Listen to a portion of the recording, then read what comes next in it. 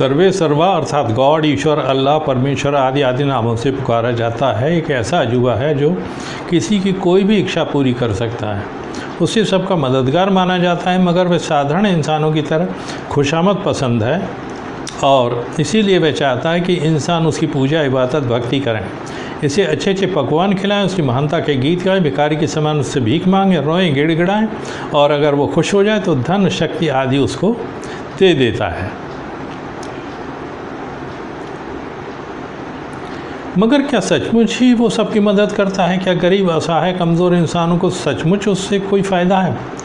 अगर हम साधारण नज़रों से देखें तो कोई भी किसी भी ज़माने में ऐसा कोई उदाहरण देखने को नहीं मिलता जिससे यह बात साबित हो सके। यूँ कहानियों में सभी धर्मों, तबकों की सर्वे दीन दुनिया दुखियों की, ज़रूरतमंदों की सहायता करते नज़र आते हैं, लेकिन सच्चाई इससे बिल्कुल उल्टी दिखाई देती है।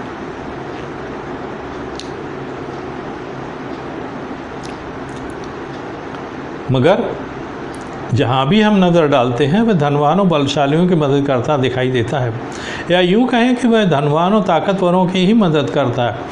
उधर गरीब बेचारा एक वक्त की रोटी को तरसता रहता है, रहने को मकान तो क्या झोपड़ा भी नसीब नहीं होता, और नहीं होता है जिसमें ढकने को कपड़ा। लेकिन उस सर्वे सर्वा को क्या, वह तो अपने महलनुमा चर्च, मंदिर, मस्जिद जैसे शानदार घरों में मस्ती की ज़िंदगी जी रहा होता है और स्वादिष्ट भोजन का आनंद उठा रहा होता है। शायद गरीबों को वह अपनी संतान मानता ही नहीं है।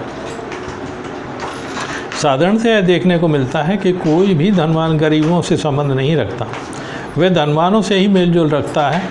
तो क्या सर्वे सर्वा शक्तिशाली धनवानों समर्थ होने के कारण गरीबों को खुद दूर रखना चाहता है? उसका संबंध सिर्फ धनवानों से ही है। अगर वह सच है तो फिर गरीब क्यों उसके दरवाजे पर जाकर माथा रगड़ता है? क्यों सुबह शाम उसकी पूजा अर्चना इबादत करता है? कहानियों में सर्वे सर्वा को क्यों दीन दुखियों का सहारा बताया जाता है? ये कुछ ऐसे सवाल हैं जिनका जवाब हमें अपने आप से पूछना बहुत ज़रूरी है। सवाल जब पूछे जाते हैं तो जवाब भी ज़रूर मिलते हैं। हमें बताया जाता है कि सर्वे सर्वा हमारा परम पिता है, और अगर वह नाराज़ हो जाएगा तो हमें नर्क में भेज देगा। अब साधारण बुद्धि का इंसान ये समझ नहीं पाता कि क्या कोई पिता अपनी संतान को जहन्नुम में भेज सकता है। सच तो यह है कि जो ज़िंदगी आज गरीब जी रहा है वह क्या किसी जहन्नुम से कम है? पग पग पर बेइज्जती, अत्याचार, अनाचार, दुराचार, जानवरों जैसे बदसलूकी, क्या किसी भी नर्क से कोई होगा? और अगर कोई करता है तो क्या सर्वे सर्वा शर्मिंदा नहीं होता? हमने पहले भी कहा है कि कोई सर्वे सर्वा अपनी संतानों में भेद नहीं कर सकता।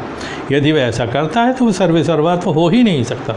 ऐसे हालात में बस एक ही बात हो सकती है, या तो सर्वे सर्वा है ही नहीं, और अगर वो है तो फिर सिर्फ अमीरों के लिए है, गरीबों के लिए नहीं। कहीं ऐसा तो नहीं कि समाज के एक विशेष वर्ग यानी तबके ने सर्वे सर्वा के नाम का हुआ खड़ा कर दिया हो, कमज़ोरों को शोषण करने के लिए और अपना उल्लू सीधा करने के लिए।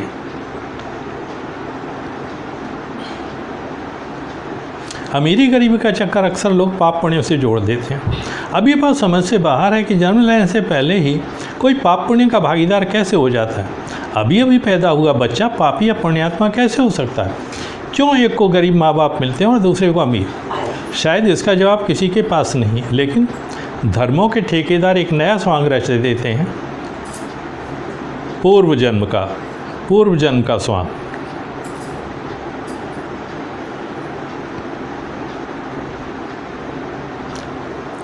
क्या यह सच नहीं कि कोई भी पूर्व जन्म की कहानी को साबित नहीं कर सकता?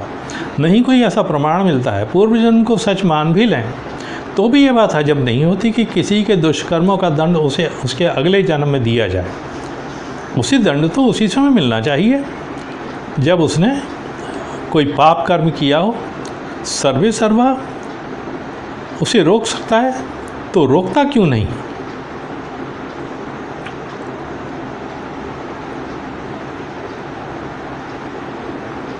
सच तो यह है कि हमें छोटे बालक की तरह कहानियाँ सुनाकर बहला दिया जाता है।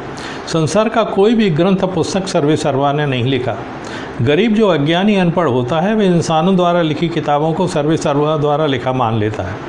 इन किताबों ने लिखी कहानियाँ केवल गुलामी को जन्म देती हैं। अज्ञानी इंसान इन कहानियों को सच मानकर अपनी खून पसीने की कमाई खुशी खुशी धर्म के व्यापारियों द्वारा बनाए गए सर्वे सर्वा के भव्य महलों, जिन्हें चर्च, मस्जिद, मंदिर आदि नामों से जाना जाता है, सौंप आता है। और बदले में उसे मिलता क्या है? सिर्फ धक्के, बेइज्जती, भुखमरी। गरीबों के धन से धनवान और भी धनवान हो जाते हैं। गरीब के नसीब में आती है अमीरों की गुलामी।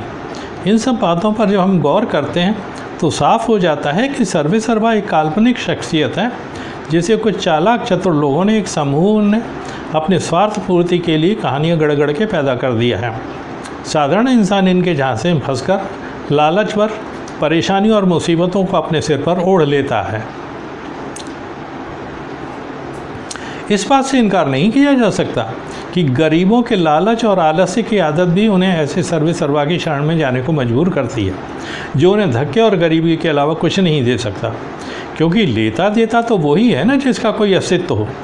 अब जिसका कोई अस्तित्व है ही नहीं, जो कहीं हो ही नहीं, वो किसी को क्या दे सकता है, कैसे दे सकता है? अगले वीडियो में आपको पाएंगे सर्वेसर्वा की ज़रूरत किसको और क्यों।